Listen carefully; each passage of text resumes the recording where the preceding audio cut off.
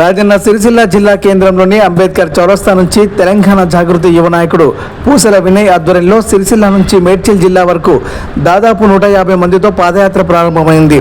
ఈ కార్యక్రమంలో రాజన్న సిరిసిల్ల నియోజకవర్గ ఇన్ఛార్జ్ వర్ధ సతీష్ కుమార్ మాట్లాడుతూ తెలంగాణ జాగృతి అధ్యక్షురాలు కల్వకుంట్ల కవిత 20 సంవత్సరాల క్రితం సంస్థను స్థాపించి అనేక సేవా కార్యక్రమాలు చేపట్టారని చెప్పారు. తెలంగాణ సంస్కృతి సంప్రదాయాలను కాపాడుతూ యువతకు మహిళలకు స్కిల్ డెవలప్మెంట్ కార్యక్రమాల ద్వారా ఉపాధి అవకాశాలు కల్పించారని తెలిపారు.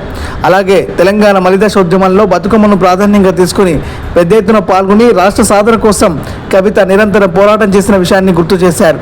ఇటీవలి కాలంలో రాజకీయ కారణాలతో ఆమె ఢిల్లీ లిక్కర్ స్కామ్లు ఇరికించి జైలుకు పంపించారని, తర్వాత బీఆర్ఎస్ పార్టీ నుంచి సస్పెండ్ చేసినప్పటికీ ఆమె వెనకడుగు వేయలేదని పేర్కొన్నారు. ప్రస్తుతం కవిత రాష్ట్ర వ్యాప్తంగా జనం బాట కార్యక్రమం ద్వారా ప్రజా సమస్యలపై పోరాటం కొనసాగిస్తున్నారని, ప్రజల నుంచి వచ్చిన భారీ స్పందనతో కొత్త రాజకీయ పార్టీ స్థాపనకు సిద్ధమయ్యారని తెలిపారు. ఈ నెల 25న మేడ్చల్ జిల్లా మునిరాబాద్లోని అద్వయ కన్వెన్షన్లో 1,00,000 మంది సమక్షంలో కొత్త పార్టీ ఆవిర్భావానికి ఏర్పాట్లు జరుగుతున్నాయని వెల్లడించారు. తెలంగాణలో ప్రాంతీయ పార్టీ అవసరం ఉందని భావిస్తున్న ప్రజల కోరిక మేరకు తెలంగాణ జాగృతి పార్టీ ఏర్పాటుకు ముందుకు వస్తున్న నేపథ్యంలో కవిత నాయకత్వం విజయవంతం కావాలని ఆకాంక్షిస్తూ ఈ పాదయాత్ర చేపట్టినట్టు చెప్పారు. ఈ పాదయాత్రలో తెలంగాణ జాగృతి నాయకులు కదిరే భాస్కర్ గౌడ్, మంద అనిల్, నూనె మల్లేష్ యాదవ్, తుమ్మల దిలీప్, తోట కరకయ్య, శైలేంద్ర నవీన్, ఎడ్ల రమేష్, చెరుకుబల్లి శైలజ, కలికోట దేవేంద్ర, చెరుకుబల్లి రాకేష్, బుల్గం సంధ్య, యామన్నగారి పాపారావు, కుసుమ విష్ణు తదితరులు పాల్గొన్నారు.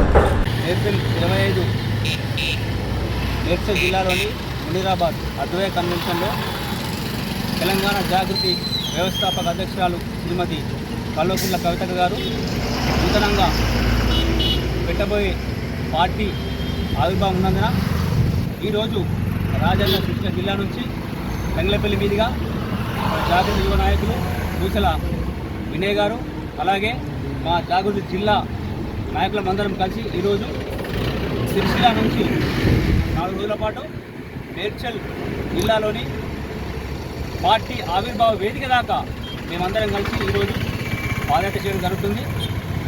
కవితక్క గారు మనందరికీ సుపరిచితురాలు. గతంలో ఎంపీగా చేశారు, ఎమ్మెల్సీగా చేశారు, ప్రజలకు చాలా సేవ చేశారు. కవితక్క గారు తెలంగాణ జాగృతి స్థాపించి 20 సంవత్సరాల నుంచి ఈ యొక్క రాష్ట్ర ప్రజలకు ఆవిడ సేవలు చేసుకుంటూ బతుకమ్మను విశ్వవ్యాప్తం చేసి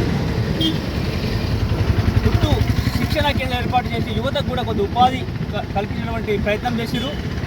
కవిత గారు సుదీర్ఘంగా 20 సంవత్సరాల పాటు తెలంగాణ ఉద్యమంలో జాగృతి సంస్థ ద్వారా అనేక కార్యక్రమాలు చేసి తెలంగాణ సాధించే దిశగా కవిత గారు కీలక పాత్ర పోషించారు. కేసీఆర్ గారితో కలిసి తదనంతరం పార్టీలో జరుగుతున్న అవకతవకలను కవితక్క వేలెత్తి చూపిస్తే కుటుంబ సభ్యులే, కేటీఆర్ గారు కావచ్చు, హరీష్ రావు గారు కావచ్చు, కొంతమంది సంతోషరావు గారు కావచ్చు, కుటుంబ సభ్యులే అక్క కంట్లో పొడిచి అక్కను పార్టీ నుండి సస్పెండ్ చేసేటట్టు వాళ్ళు కేసీఆర్ గారు తప్పుడు సమాచారం ఇచ్చి అక్కకు ఎలాంటి సమాచారం లేకుండా, కనీసం నోటీస్ లేకుండా అక్కను పార్టీ నుంచి గెంటివేయడం జరిగింది.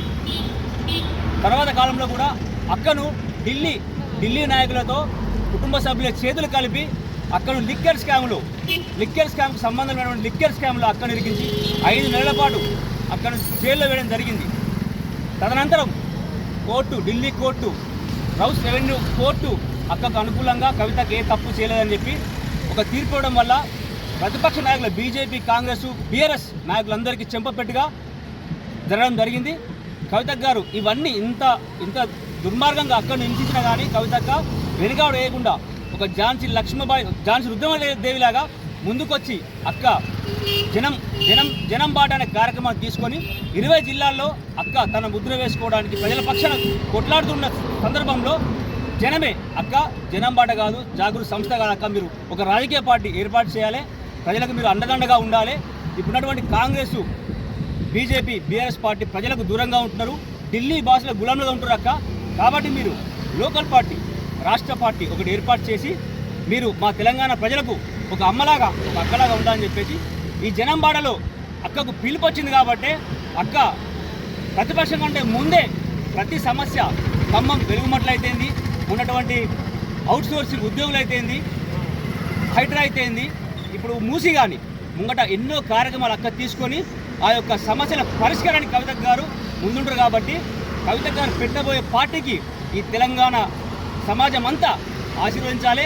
పెద్ద ఎత్తున ఈ రాజన్న సిరిసిల్ల జిల్లా నుంచే పెద్ద ఎత్తున జాయిన్ అయ్యి కవితను ఆశీర్వదించాలి. ఈ సభకు వేలాది మంది వచ్చి అక్కడ ఆశీర్వదించాలని చెప్పి మనసులో కోరుకుంటూ గతంలో కూడా గతంలో ఇక్కడికి లాస్ట్ మంత్లో కూడా వచ్చే ప్రయత్నం చేశారు. కానీ కొన్ని అనివార్య కారణం వల్ల సభ రాలేదు. కాబట్టి ఇప్పుడు ముందున్నటువంటి ఈ యొక్క కార్యక్రమాన్ని అందరూ విజయవంతం చేసి కవితకు ఆశీర్వదించి మనసులో కోరుకుంటూ జై జాగృతి, జై తెలంగాణ, కవిత గారి నాయకత్వం.